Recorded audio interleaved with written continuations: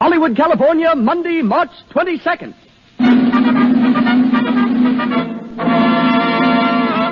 The Lux Radio Theater presents Frederick March and Florence Eldridge in Death Takes a Holiday with Kay Johnson, Arthur Byron, and Gene Lockhart.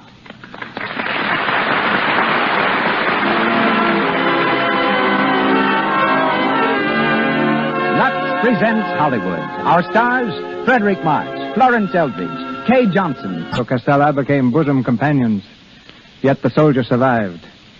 Inspired by his grim associate of the trenches, he wrote the tender fantasy from which tonight's play, Death Takes a Holiday, was adapted. Castella's regard of death as an almost physical being, not cruel, but wise beyond understanding, may be interpreted in the lines he once wrote to a friend. Speaking of death, he said, occasionally we felt His Highness was on a vacation. Many a time he willfully overlooked a comrade, later coming back to escort someone else out of a tired, bleeding world. Death often seemed human to me. Originally produced in Italy, the adaptation of Death Takes a Holiday met with great success on stage and screen. The leading role tonight, as in the film version, is played by one of the most discerning and believable performers it has been my pleasure to direct, Frederick March, who starred for me in Sign of the Cross. Freddie's presence here tonight can be traced to an attack of appendicitis, which sent him to the hospital from his desk in a New York bank.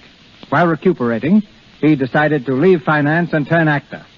Playing in Denver, he met and married Miss Florence Eldridge, who is again this evening his leading lady. Hollywood has also brought new honors to Miss Eldridge. Featured in many films, we remember her best for her splendid performance as Queen Elizabeth in Mary of Scotland, and hear her tonight in the part of Grazia. Our Madam Alder is Kay Johnson, whom I saw on the stage in The Silver Cord and brought to Hollywood to play the leads in Dynamite and Madam Satan. Before I could engage her for a third film, director John Cromwell made an engagement I could not interfere with. He married her. Arthur Byron, recently on the stage with Katharine Hepburn, with Catherine Cornell in St. Joan, and with John Gielgud in Hamlet, is heard tonight as Duke Lambert, Gene Lockhart as the Baron, and Howard Phillips as Corrado.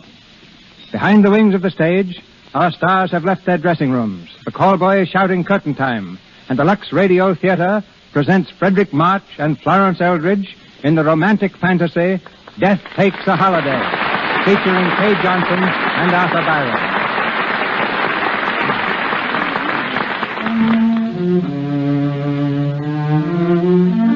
A lonely road in Italy. A full round moon hangs low in the sky, bathing the countryside in ghostly radiance. An automobile purrs softly through the night, making its way toward the old castle of Duke Lambert. At the wheel is the Duke's son, Corrado, and beside him, Grazia San Luca, a lovely young girl who seems lost in a dream as she surrenders to the beauty of the night.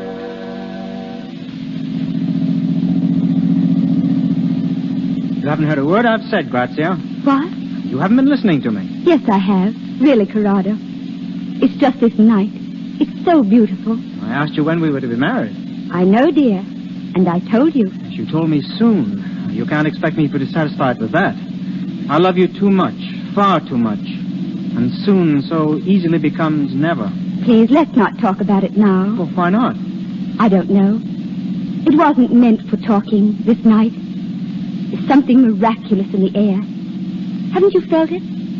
Like an old story you can't quite believe. And the strangest shadow is following us. Shadow?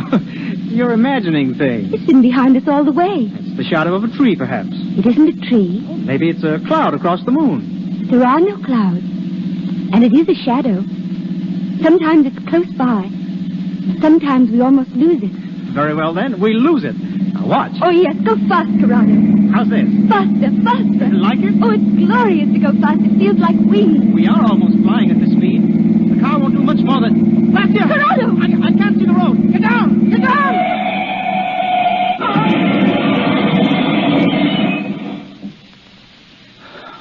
Grazia. Grazia. Here, Corrado. Are you all right, darling? Yes. Yes. Oh, thank God. I haven't a scratch. You, Corrado? No, nothing. At least, no, not even a mark. Why, it's a wonder we weren't both killed. Why, it's a miracle, Grazia. Look at that car. I said there was something strange in the air. Something miraculous. Grazia, that shadow you saw. I saw it, too, just before we crashed. It seemed to envelop the whole car. I couldn't even see the road. Strange. Then I wasn't imagining things. No. What was it? What could it have been? We'd better get on to the house. Father will be waiting for us. Here, give me your hand, darling, and stay close to me.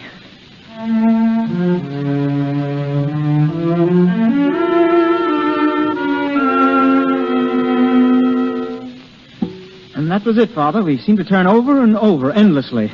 I'm sorry about the car, sir. Never mind the car. I'm thankful that you both weren't killed. You're sure you're both all right? No, we haven't a scratch between us, Mother. Perhaps you'd better go and lie down, Grazia. Thank you, but it's not necessary. It's a lucky night for all of us, it seems. We had a rather narrow escape ourselves this evening. Who, Father? The Baron Cesaria, Madame Alda, and myself. We were driving home from the village, and we ran into a street vendor's cart. We were traveling rather fast at the time. Must have carried the cart 50 feet, and the peddler with it. Good Lord, Father, he wasn't... No, luckily. We picked him up, and he seemed to be none the worse for it. It was a relief, I can tell you. The strangest part of it was that none of us even saw the cart. There seemed to be a cloud in front of us. A cloud? Well, not exactly that, perhaps. More like a shadow. Shadow? Well, that's what we saw. What? Yes, just before we crashed. It doesn't seem possible. Do you know, son, I think... Yes, sir? I think the night has been playing tricks with us. And in the future, we'd better have our headlights cleaned more often. It was my fault, Duke Lambert. I asked Corrado to go fast. It felt as if we were flying. Really? Well, Grazia, we think you've been flying long enough. When are you going to fold your wings and become my daughter-in-law? Yes, we were speaking of that tonight. No, I've been trying to persuade Grazia to make it next month. Won't you, dear? I wish I could, but... It's only a question of making up your mind, my darling. You know I love you all and want to please you. But don't you see, I'm not ready. But why, Grazia? Because life is too full. There's a kind of happiness I want to find first if I can. Aren't you happy with me? Oh, yes, dear. But that isn't quite what I mean. I wish I knew how to tell you. There's something out there in the night, which I must find first and understand. Grazia. I'm going into the garden. Well, may I come with you? I'd rather be alone, if you don't mind.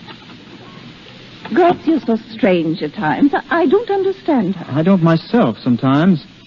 She's so fine, so delicate, so utterly remote from us all. It puzzles me. I wouldn't worry, my son. You'll win her yet. Madame Alda, I believe the peddler thought you were an angel when we picked him up. Baron, Madame Alda, I hope you've both quite recovered from your shock. Oh, it was hardly a shock, Duke Lambert. More in the nature of a very intense thrill. I rather enjoyed it. Madame Alda lives for thrills. Well, why not? Is there anything better to live for, Baron? Only love, and you probably count that among your thrills. I know I always did, in my younger days, of course. Corrado and Grazia had a lucky escape tonight themselves. Really? Yes, we were driving home along the hill road when... What on earth was that? Grazia. She's in the It garden. sounded as if she... Grazia! Grazia! You'd better see. Came from the fountain. This way. Corrado, where are you? Here, Father. Corrado. Grazia lying on the ground. Is it? Corrado, what's happened? No, she was just lying here. Is she wounded? Oh, Lambert. No, my dear, it'll be all right. Lift her up a little, Corrado. Yes, she's coming. Grazia. Don't let it come near me. Don't let it come near me. What happened, Grazia? I don't know. There was something cold and terrible. I was sitting by the fountain watching the water. And then an icy wind touched me. But it wasn't a wind because all the leaves were still. Oh, perhaps you fell asleep and dreamed. No, I saw it. What? What did you see? A shadow. An enormous darkness. And yet it wasn't a shadow because the moon shone through it. Oh, Corrado, I felt something behind me running. There wasn't any sound, but I felt someone. And then it touched me. Something cold. Oh, Grazia. Carry her into the house. I'll help you, Corrado. Stephanie? Yes. Call Grazia's mother. Tell her there's nothing to worry about, but ask her to come. It's just a case of nerves, I think, but we'd better play safe. Yes.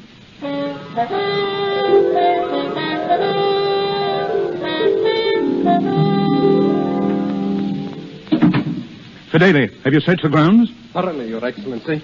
But we found nothing. Not even a footprint, sir. Oh, there must have been something. I'll have a look myself. Duke Lambert. My revolver is in the desk drawer, Fidele. Give it to me, please. Yes, Your Excellency. Here, sir. Don't tell my wife I've gone out. Don't tell anyone. Very good, sir.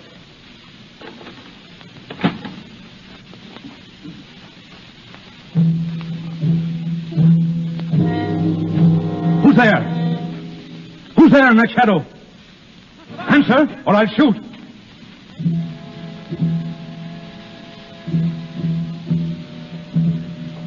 It will be quite useless against me.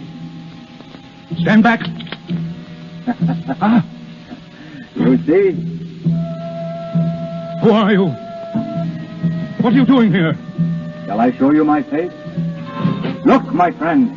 Good God! Who are you? I am not of your world. I am... How shall I describe it? A sort of vagabond of space.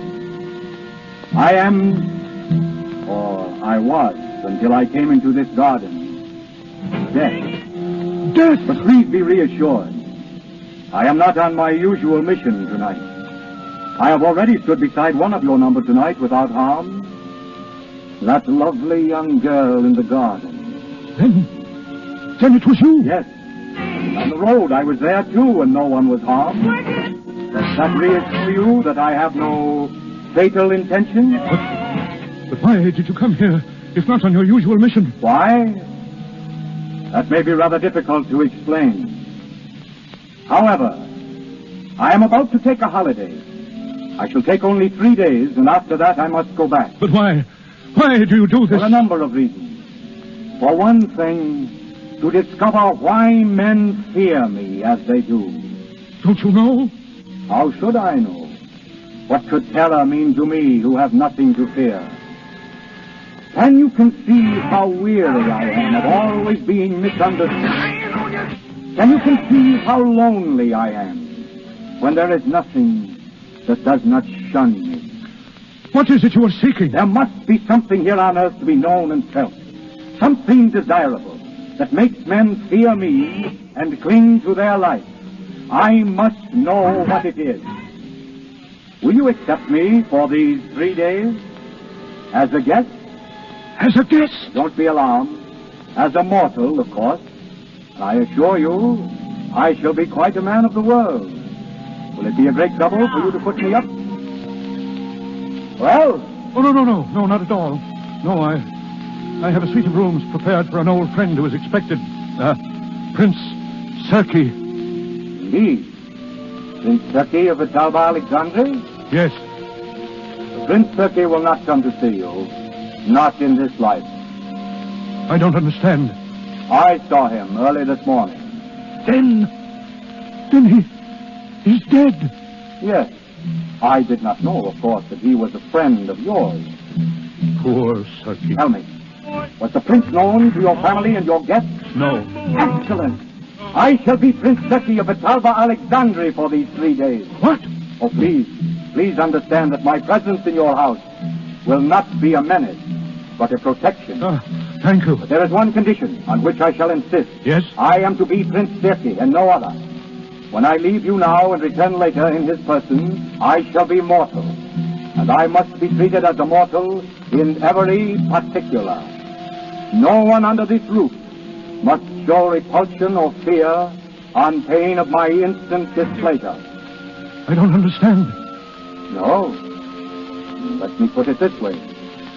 If my secret is divulged, I shall leave instantly as Serki and return in my proper person. Do I make myself clear this time? I understand. Your Highness.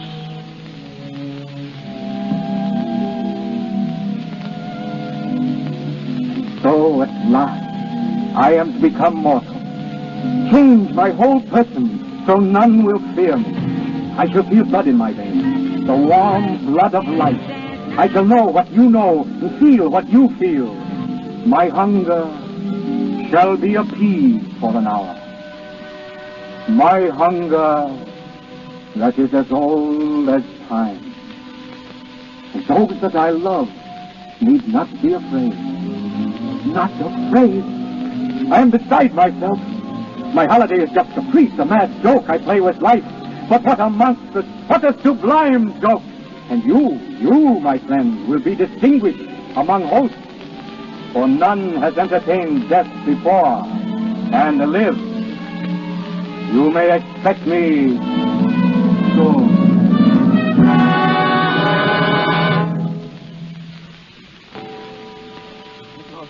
I've never found anything like it. But why at this hour? Unusual, but interesting, Baron. My husband asked especially to see everyone in the library. I don't know why. Ah, here he is. Well, Lambert? I'm sorry to arouse you at this hour, my friends. It's important, believe me. Lambert, Grazia's mother is here. Ah, Maria. I'm glad to see you. I was so worried about Grazia when I heard. She'll be all right. Have you seen her? She's upstairs resting. It isn't necessary for her to be here now, is it? Why, no, my dear. Well, Lambert? My friends, I have received a message tonight from Prince Serki. Oh, so he's coming at last. Yes, he's coming.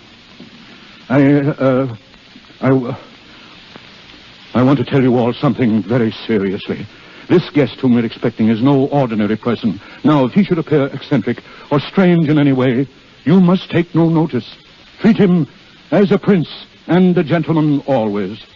And above all, you must not be afraid. But Lambert, I don't understand. And no matter what happens, you must never shun him, or protest, or run. It wouldn't do any good if you did. You can't run from... From what, Lambert? Nothing. I didn't mean... Well, Fidele? His Highness, Prince Serki. Serki. Welcome, Your Highness, to our villa. Thank you, my dear Duke. I am so happy to be here. We're more than honored. May I present my wife, Prince Serki? Your Highness is most welcome. Thank you. I have rarely been so charmingly received. And now, may I present my guests? It will be a pleasure. Madam Alda. How do you do, Prince Serki? May I say I had not realized that the women of your country were so beautiful. Your Highness is most kind. I wish that we might never meet when you are less beautiful and I must be less kind. The Princess Maria, Prince Serki. Your Highness. Your Highness. The Baron Cesaria, sir. A statesman who was once important in the affairs of the world, who now looks back on a long and interesting life. I am delighted to meet the Baron, at last. And I to meet you, Your Highness. Considering your distinction and your age, it is surprising that fate has not introduced us before. Your Highness, my son Corrado. Yes. The son who drives his car so furiously. I beg your pardon, sir? My friend, please, permit me to call you my friend. Your Highness. Please make no change in your plans because of my sudden appearance. I should like to join in your pleasures, if I may, and enjoy the hours with you. I beg you not to make a stranger of me. Your rooms are ready, Your Highness. My room? Yes, at your pleasure. Oh, then if you will forgive me, I think I will go now. I have not slept for ages, and I feel curiously tired. Mother. Grazia. I couldn't sleep, Duke Lambert. I was too restless. This is a guest I have not had the pleasure of meeting. Oh. Grazia, this is Prince Serki, the Princess Maria's daughter, Your Highness. How do you do, Your Highness? How do you do? We have not met before, Your Highness? Perhaps. For a few fleeting moments. Yes, that is how it seems. A few fleeting moments. I am happy to welcome you now, sir. Please, give me your hand, Grazia. So young and firm and full of life. And it lies so trustingly in mine. Is there any reason why it should not? Thank you, Grazia. You have done me a great kindness tonight. My friends, my holiday begins most agreeably.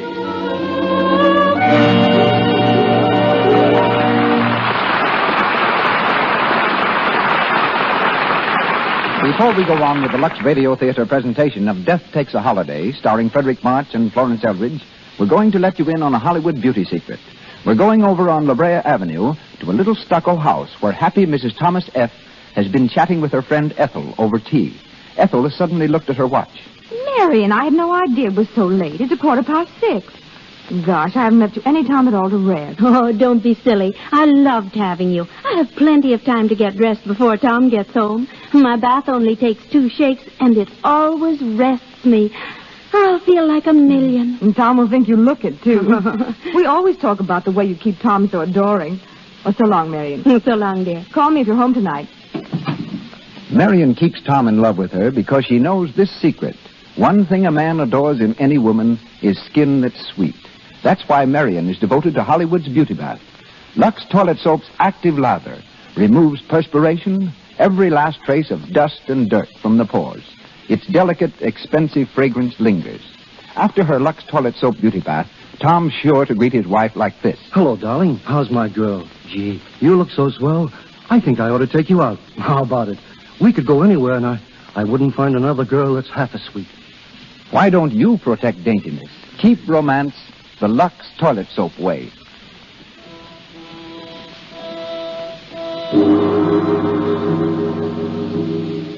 We continue with Death Takes a Holiday, starring Frederick March and Florence Eldridge. 3 days have gone by, and the Phantom Death is still a guest at the home of the Duke, still enjoying his brief visit to Earth in the person of Prince Circe. Meanwhile, the world is an astounded witness to a series of miracles. In London, SS Friedrich explodes at sea, sinks within an hour. No lives lost. in Paris, man jumps from Eiffel Tower in attempted suicide, walks away uninjured. In Japan, Island of Kobushima totally demolished by heaviest earthquake in history. All residents are safe. And so for 3 days, no life is endangered, no living thing destroyed, while death amuses himself, now at conversation, now at yachting, now at the gaming table of a fashionable resort, where his luck amazes other players. It's unbelievable. He doubled 7 times on the 6th. If he's right once more, you'll own the casino. You mustn't double again, Your Highness. No, Baron, should I not? You lose all you've won. Mademoiselle, shall I or shall I not? Yes, play it. I think the world is all yours to do with as you choose. Your Highness? Yes, croupier? I'm very sorry, but it's against the rules of the house to double a game. Oh, but look here, you make it necessary for me to take a great deal of this metal away with me. I'm sorry, Your Highness. Very well, but I have no use for it. Here. You divide it, please, among those who need it. Baron, shall we go out on the balcony? Delighted. A magnificent gesture, Your Highness. Magnificent. You make life exciting again. I felt 20 years younger ever since you arrived. You know, Baron, out here is the night, crowded with beauty. And all of you herd inside in smoky rooms, feverish over little games. Why? Why? One comes here to gamble, and one gambles to win. It seems to me that men have not begun to discover the magnificence of this life. Will you tell me what in the world you're looking for, Prince Circe? I came here looking for a game to play. A game worth playing. I have been among you almost 3 days, and what you do with yourselves still seems to me so very futile and empty. There are only 3 games: money, love, and war. Have you tried war? Plenty of it. I could never make out what it was they were fighting about. It's usually a flag, isn't it? Or a barren piece of ground that neither side wants. Well, I suppose they fight to make themselves heroic for someone they love. Oh, so. It all comes down to one game. One game, that's what it comes to. One never grows tired of love. Shall I tell you something, Baron? This last great game of yours, this of which you never tire, seems to me to be the strangest, the saddest, the emptiest of all. Can it be that you're inexperienced in such matters? Entirely. You don't know what you've missed. One pair of lips will change your mind for you someday. It depends upon the subject. Madame Aldous, for instance. Madame Alda? She's quite taken with you, you know. Oh. Thinks you're fascinating. Oh. You might try your game of love in that quarter, Your Highness. Yes. You don't seem very interested. You were thinking of another, perhaps? Perhaps. Who, Your Highness? It is growing late, Baron. I think we'll go back now.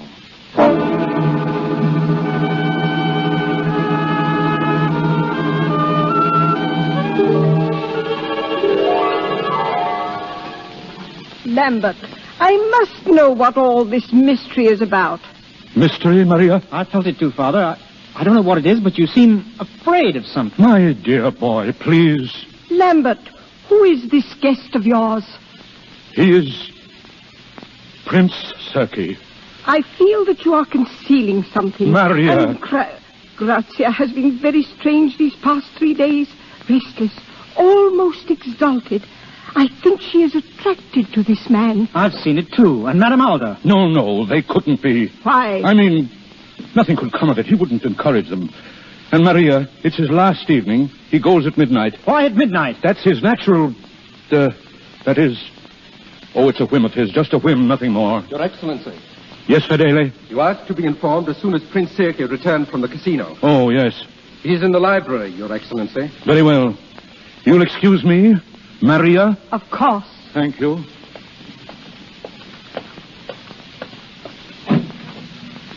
Your Highness. Oh, good evening, my friend. You have returned early from the casino. Yes, I was very bored. I'm sorry. I had hoped that your last evening... Yes, my last evening. But it isn't over as yet. No, Your Highness. You haven't told anyone about me. None of your guests know my real identity. No one knows, Your Highness. Good. I wish that reserve kept without fail. I shall be in the garden for a while now. There's very little time left. And I still have not found your reason for existence.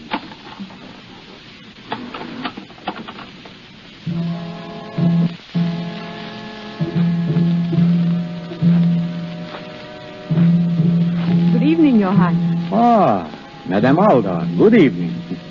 You're all by yourself? Yes. I felt that you would be out here. I've been waiting for you. Many people do, but none quite so cheerfully. Aren't you afraid? Of you? Well, perhaps I am a little. But my interest is far greater than my fear. Oh, I am glad. But if you knew... You are so fortunate here, you people. I think I used to despise you all with your little whims and desires, all leading up to nothing. And now, there is nothing I want so much as to share them. I've so often thought all that of myself. Oh, but my dear Alda, you can have whatever dreams you wish. But suppose you had been set down for a few hours or a few days among the inhabitants of the moon, and that was all the life that you could have forever. And you knew no one there. And no one dared to know you. Do you really feel that? Yes. I am not one of you. Then I wish that you were. You do? I've waited for someone like you. Even though I am not what I seem? Oh, but you are. No. I am a fear, a shadow, a wandering thing. Isn't there a story among your legends of a merman who came asking a woman to love him so that he might have a soul? Well, if there is, I'm sure she'd give him what he asked. I think she'd give up her own soul, gladly. If she were in love? Yes. You see, I have come asking for that. Of me? Yes. But also, it is impossible. Why? Because you will take one step toward me and know my secret and lose courage. Try me. You do love me? Yes. How much? more than life itself. You can give me a soul only if you know me and can still love me. Now look into my eyes. Look deep. What do you see there? Shadows. Look into those shadows. Let your thought go to its wildest reach. I will you to know who I am. No. No. I want to live. You're afraid of me. Let me go. Please let me go. You're afraid. The mere thought of my real person puts a chill around your heart. Let me go. Pity me. Go then. Go back to your petty little existence. You're not great enough for me, Olga. I am looking for a response such as you could never give. I am searching for someone who knows and is not afraid.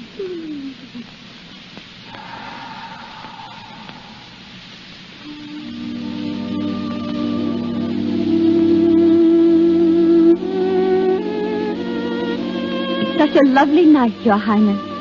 You? A very serene and lovely princess. You do me too much honor, Your Highness. I'm not really a princess, you know. Let me call you so.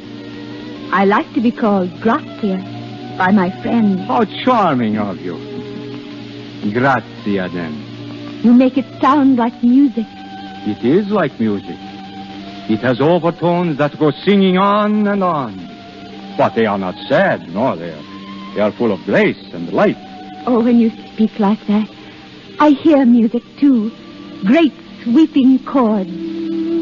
I could say so much more. Your Highness is being very kind tonight. I wonder if I am being kind.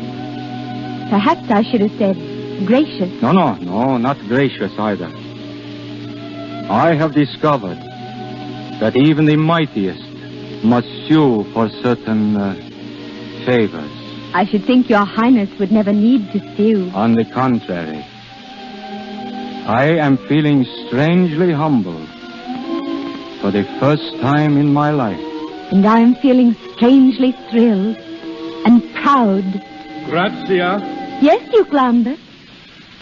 Your mother is asking for you, my dear. Thank you, Your Highness. Until later, Grazia? Until later, Your Highness. Your Highness. Yes? You'll forgive me, but I'm worried, Your Highness. Worried? About Grazia. She's a lovely child. I hope that one day she and Corrado will be... Enough. Your Highness, I hope that you are not thinking... Enough, I say! If you don't understand, Duke Lambert, I've been caught in this web of flesh, caught and tortured. I thought to put it on like a garment and cast it off as easily. But to put it off is to die. To die without having lived. To die alone, without loving or being loved. And that I will not have. But it is fatal to love you, and you promised to harm no one in this house. Have you forgotten that in an hour I must go with empty hands? Are you certain it will be with empty hands? Quiet! I am an expert at conclusions, my friend.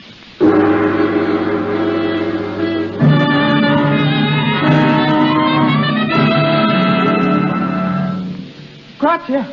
Grazia! Here, Corrado. Oh, Grazia, I'm so glad to find you. Why, dear? You should be in the house, not walking out here alone. Grazia, will you do me a great favor? Of course. May I stay very close to you this evening? Why? Because I love you, and I'm afraid. But there's nothing to be afraid of. Grazia, why are you so strange? I seem to be waiting for something. Let me stay with you. It's not you that I'm waiting for, Corrado.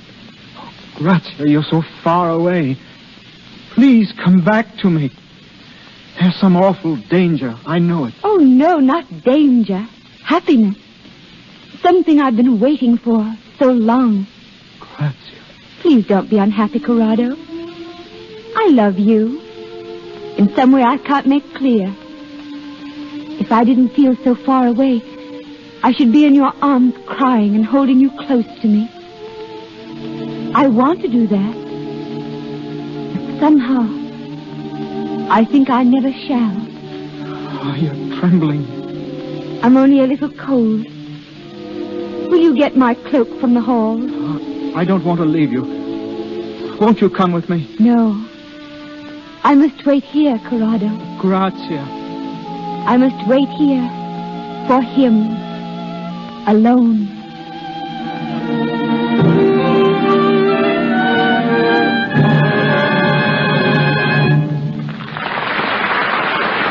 We pause for station identification. This is the Columbia Broadcasting System. And this is KNX, the Columbia Station, Los Angeles.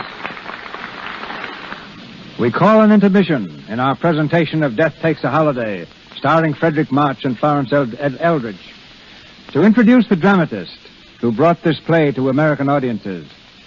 Formerly instructor in English at Yale University, Walter Ferris is now one of the screen's most valued writers. With such hits to his credit as Under Two Flags, Maid of Salem, and Lloyd's of London, he interrupts his work on Shirley Temple's film, Heidi, to be with us tonight. Ladies and gentlemen, Walter Ferris.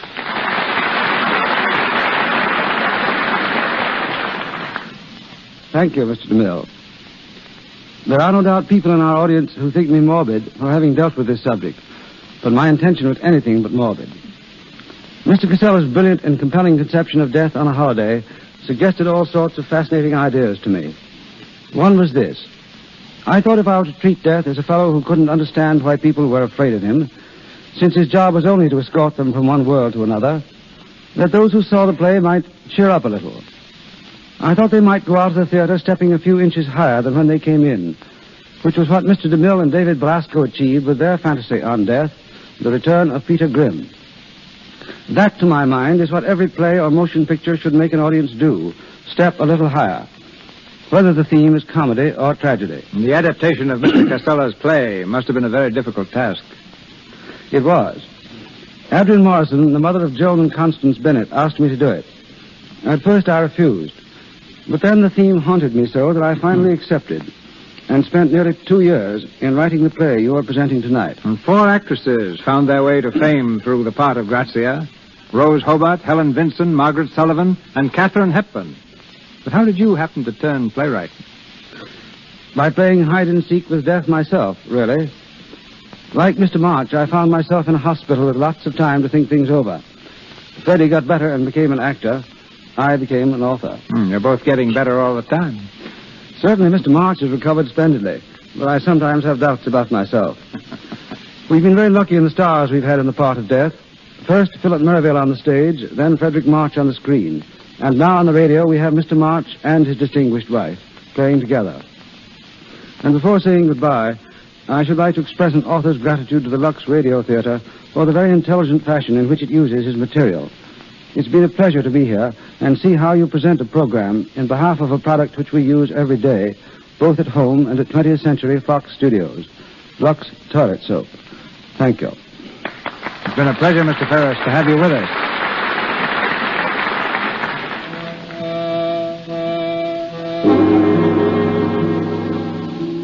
Death Takes a Holiday, starring Frederick March and Florence Eldridge. The time grows short. Death's holiday on Earth is almost over, and soon Prince Circe must again take up the black cloak of his real existence. In the garden, Grazia and His Highness sit hand in hand, gazing deep into each other's eyes. You kept your promise, Grazia. You came to meet me. Didn't you know that I would? Yes. I felt it, deep within me. It is strange. We seem to understand each other so. We hardly need to speak, do we? Thoughts are so much clearer than words. Ah. Then perhaps you can tell me what I've been doing here. I think I can, almost. Tell me. I think you've been holding life in your hands, as I do sometimes. I think you've been a little afraid of its beauty. You do know. You wonderful, exquisite child. Something new has been born in me. And at last, I know the meaning of this life men lead here. I know for the first time, men bear a dream within them. A dream that lifts them above their petty lives. And that dream is love. You have brought this to me, Grazia. You have shown me a new world. A world which you made for me and which we share together. And yet, I am alone, too. Still alone. I think we'll never be alone again. We must, Grazia. And I shall miss you so. I shall hear your laughter in every wind that passes. I shall hear your footsteps wherever you are. When our two worlds hold us apart. Why should we ever be apart? What is this that will happen? Who are you? Prince Serkei. I don't mean that. You seem to come from a distant place. You're like the mystery that's just beyond sight and sound. Always just beyond my reach. Something that draws and frightens me. Oh, Grazia, please, do not be afraid of me. I am Serkei who loves you more than any man could love you. I am Serkei who needs your warmth and your beauty more than any man could need them. Listen to me, Grazia. I am a great power, and I am humble before you. And tonight, I must go back to my distant kingdom. Will you take me with you? Take you? I should be unhappy alone. Take you?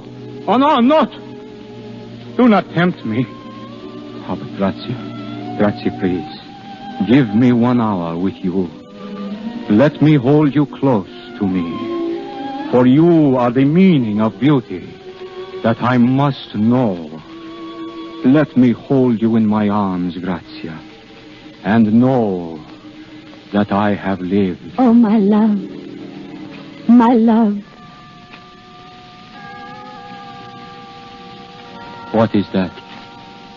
Only the chimes of the hall clock. It's striking the 3/4 hour. 3/4 hour? Oh, then soon it will be midnight. Midnight. I tell you, Father, she's slipping away from me, away from all of us. Corrado, please. Maria. She's out there in the garden with him now. He has some strange power over her. We must save her from him. We can do nothing. Stand there and say that. We must do something. We can go out there together and take him by the throat. If we could, should I be standing here? Grazia is in no danger. There is nothing to be alarmed about. But you're alarmed, Lambert. Yes, Father, you're terrified. I must know why. Lambert, let me go to her. No, wait. Then I'll go. No, I forbid you to move. Then tell me why I can't go. Give me your reason, or by heaven, I'll kill that man. You can't kill him, but he can kill us. If he but points out his hand, all of us... Who is this prince? You don't know what you're asking. I don't care. I only know that Grazia is in danger. Very well. I'll tell you. He said if I reveal his secret, he will leave instantly as Serkei and return as... Steel yourselves if you are to hear it. He is not Prince Serkei. He is the one who waits, the one whom all men dread. His Majesty, Death, amusing himself on a holiday. Father, Death!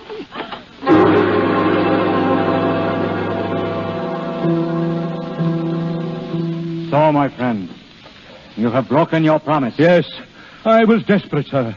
It's my son's life against my promise. I had no choice. I am not used to these distinctions. I thought we should part as friends with kindly remembrances. But now my shadow has come between us. Not already. No, I am immortal still for a few minutes. No longer as Prince Serkei, but as myself with my own feelings. In a few moments I shall be what I was. And for me, too, there will be an end. But you are above pain and loss. Am I? I thought tonight I had reached the end of my experiment. I had found love. But it was not the end. Beyond that, I have found the pain of losing love. If I must lose it. But it must be lost to you. Why? Because you are... Death! My dear Duke, thank you for defining the problem. Your Highness, won't you give her back to me? It's your pain against mine. Why should I deny myself because of your childish fear? You know nothing of the meaning of death. I tell you there is no death, only a life beyond. A richer, simpler life than yours, and infinitely more kind. But she is so young to die. Go with me now in love would be triumph, not death, as it is known to you. Oh, in God's name, Give please. her back to me. Give her back to me. One lover must always lose, Collado. But not like this. Not with death. There are wolves between us, and I cannot reach your minds. Why do men fear my coming? Death. Death is but a word that you've been taught to fear, a symbol of the unknown, and because of that word, you keep her from me. I would only lead her through the gateway to the life that lies beyond. Your Highness, we are not answered. Are we to keep Grazia? Is she yours even now? But she doesn't know who you are. Now, if she knew, what would she choose? Yes, you're right. Even Grazia was born to fear the face of death. She would die with me now as Circe. But as death, I cannot tell her. You gave me your word. You think me bound by that? I do. An honorable man would be bound. Because I assumed your flesh, must I assume your weakness? Then pity our weakness.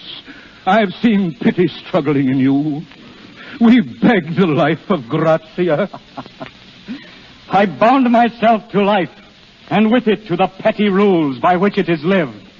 And now I must bow to it. What a monstrous comedy.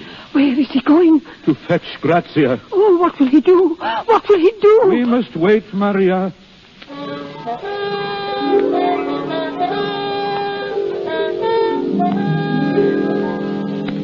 He's been so long. What is the time? 4 minutes to the hour. 4 minutes. Shh, Maria. Your Highness. She is coming in. You'll give her back to us? No. It is for her to choose. Your Highness. Oh, come here, Grazia. Oh, Grazia, darling, I've been so frightened. Grazia, don't run away like that again. Not in the night. But I was quite safe with Prince Circe, Mother. I love to be with him. I must stay with him always. Grazia. He's kind, Mother, and more tender than anyone I've ever known. Even more tender than you. Don't, Grazia, you don't know what you're saying. Why are you all so strange? Why are you suffering so? I found my love. There ought to be lights and music. Save her, oh, please save her. Tell her what you will. What is there to tell? Do you think there's anything I don't understand? I love His Highness, and I must go with him. Your Highness, you must tell her. Say what you like. It will make no difference. It's nearly 12, Your Highness. Yes, I know, Grazia. Grazia, I came to this house in jest and made love to you as a jest. You're trying to destroy my love because they wish it. It was not a jest. Grazia, listen. You must stay here with those who love you. I am going far away to a distant country. If you went with me now, you could never see them again. Why must you say these things to me? They can make no difference. You don't understand. My holiday is over. I am going at once. I'm ready. No, you can't come with me. Yes, I can. Shall we go now? But you don't know who I am. You are my love. My love. You heard her? All of you? Do you wish me to speak and destroy this happiness? You must. Oh, Grazia. Grazia, my little love. Please. It was not a jest, but I must go, dear. Alone. Oh, no. Goodbye, my friends. Remember that there is only a moment of shadow between your life and mine. And when I call, come bravely through that shadow, and you will find me only your familiar friend.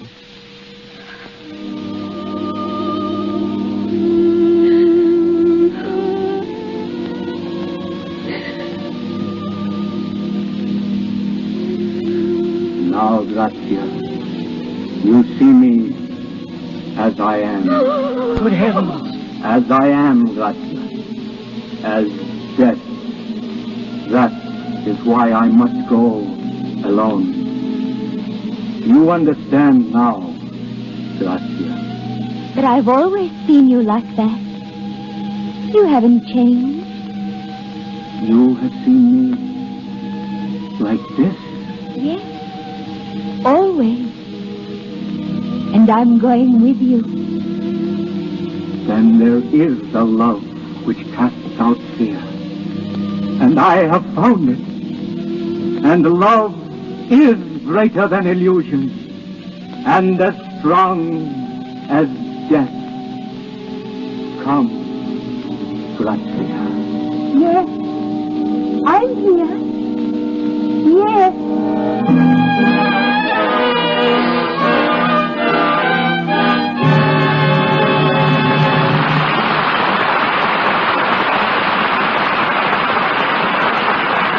Yes, holiday is over, and with it our play. But Frederick March and Florence Eldridge rejoin us at the microphone later. Along with the Gish and Talmadge sisters, Mary Pickford and Marguerite Clark, Blanche Sweet will always be remembered among Hollywood's favorite stars of the silent screen. Discovered by D.W. Griffith, Blanche was in no small measure responsible for the box office competition he constantly gave me. I thought the best way to remove the competition was to acquire the star, which I did. 1,000,000 miles of film have run through Hollywood's cameras since then. But as I welcome her tonight, I see the same charming Blanche with the lovely blue eyes who brought to silent pictures the eloquence of a great performer. Ladies and gentlemen, Miss Blanche Sweet.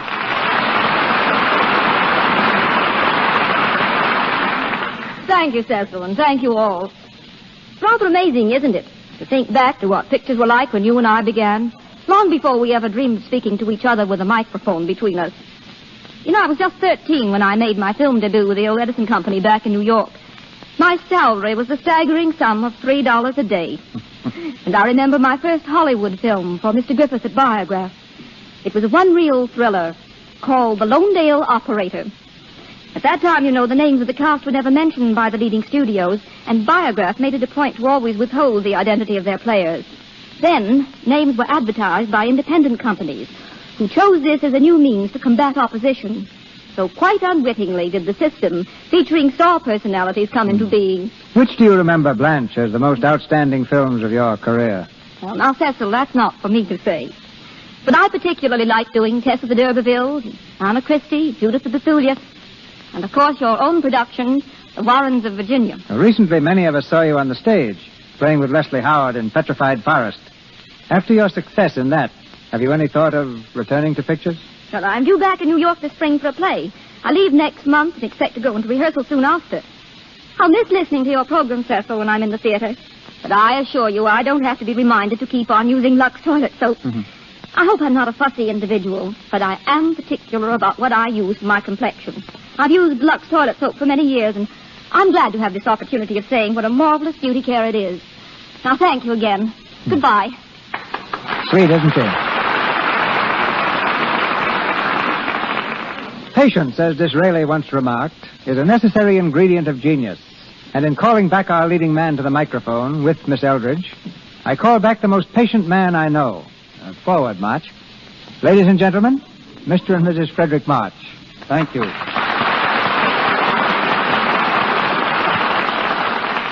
Thank you, C.V. I don't know quite what you mean by patience, though, unless you refer to the fact that it's been nearly 5 years since we last worked together in The Sign of the Cross.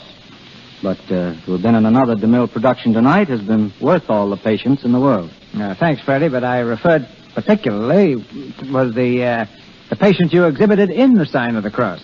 You mean the time you fed my husband to the lions, Mr. DeMille? I think I deserve the medal for patience, not Freddie. This scene, Florence, was just before he was served to the lions. A jailer was supposed to enter with a simple speech, "Forgive me, but we must proceed. The Emperor is waiting, Excellence." Oh, I remember that, yes. And the jailer was so terribly scared that he just couldn't say the word Excellence. Every time he'd ruin the scene by saying Your Majesty or Your Highness or Your Lordship. And what happened? As I remember, after wasting hours, we went to lunch, and while Mr. DeMille dug up another jailer. And this new actor looked the part, and he caught his cue perfectly. He glared at us fiercely, and he declared, "Forgive me, but we must proceed. The Emperor is waiting, Excellency." When I heard that lisp, they had to keep me from throwing that jailer instead of Freddie to the lions. Weren't Weren't you just a little bit frightened, Freddie, playing the lion scene? Not a bit, my darling. You see, I had just found out that those lions didn't like ham. Freddie tells me, Florence, that you and he are going back on the stage. Yes. We wanted to wait until our children were a bit older. But now Penny's 4.5 and Tony's a little past 3. Time marches on with the marches. Incidentally, C.B., Penny's a great booster of yours. She told us to be sure to give her love to the man who sells that nice soap. Well, after all, Lux toilet soap has been a standby of the March household for a good many years, Mr. DeMille.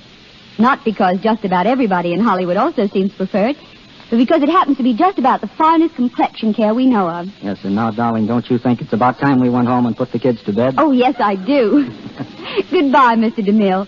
And to all of you out there, our sincere thanks. Goodbye, all. March goes out like a lion. Mr. March, Miss Eldridge, our thanks. Ladies and gentlemen, this is your announcer, Melville Roach. There's great news coming from Mr. DeMille in a moment. Mr. March will be next seen in the David O. Selznick Technicolor production, A Star is Born. Mr. DeMille appeared through courtesy of Paramount Studios and Louis Silver's 20th Century Fox, where he was in charge of music for the new film, Seventh Heaven. And now, our producer. Next Monday night, the Lux Radio Theater brings you George Burns and his pixelated partner of screen and radio, Miss Gracie Allen.